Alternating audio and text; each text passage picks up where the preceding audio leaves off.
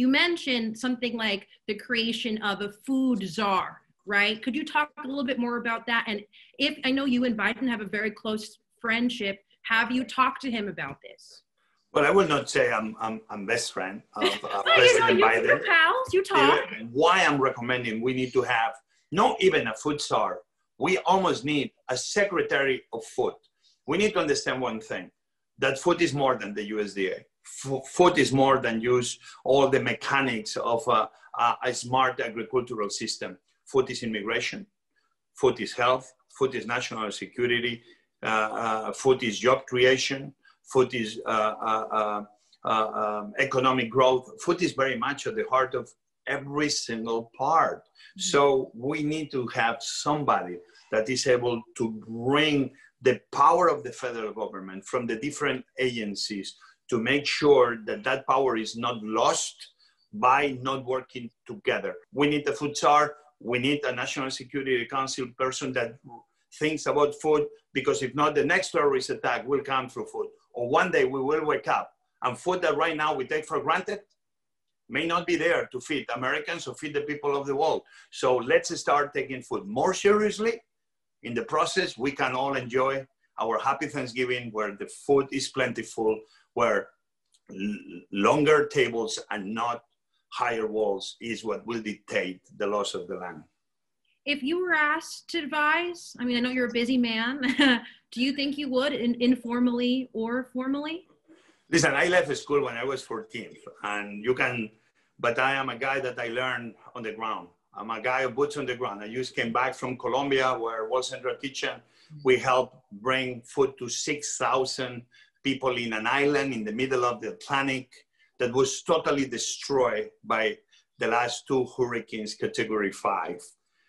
By me doing that, I learned what's happening in real time on the ground. When I go to Lake Charles in Louisiana and we help feed the people, I know what's going on by being with boots on the ground.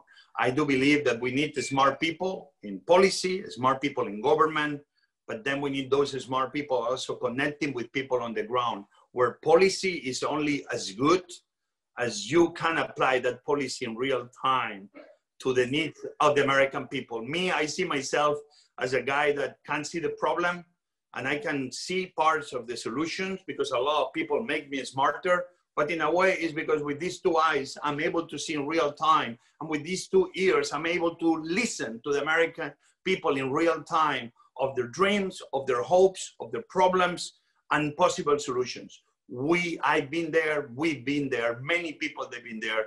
We need a good balance between policy folks and government folks and people on the ground. Me, I live very well in the limbo of both, helping the people create policy, start creating a smarter policy, but then we need good, smart people empowered to be successful on the ground. This is where I see myself. Right. And that balance that's kind of what I was getting at. You know, you go to Navajo Nation and you're able to understand what's happening there because you're actually talking to folks, not just watching TV or picking up the phone. I mean, you're looking at people in the eye and trying to understand where they're coming from, how to best get their nutritious value to them. And that's very valuable information to the federal government. So I guess a fine of a point on it, you know, a new administration is coming in. If Biden called you up and said, Chef Jose, you know, I need your opinion on X, Y, or Z, do you think that would you want to chime in and help, even if that wasn't your official job?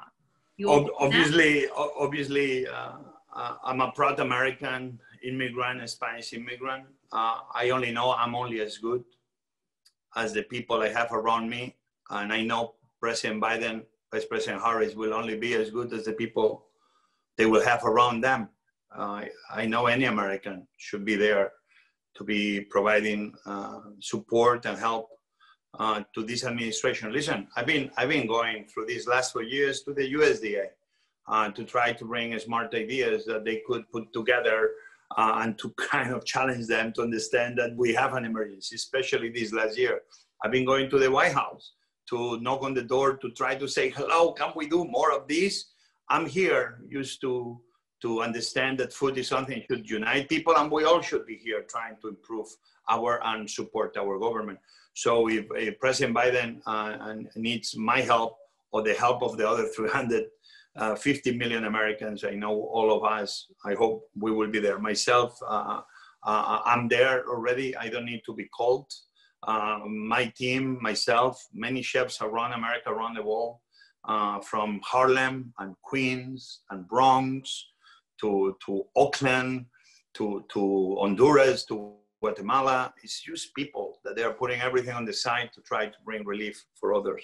I'm trying to protect my family, like all of us.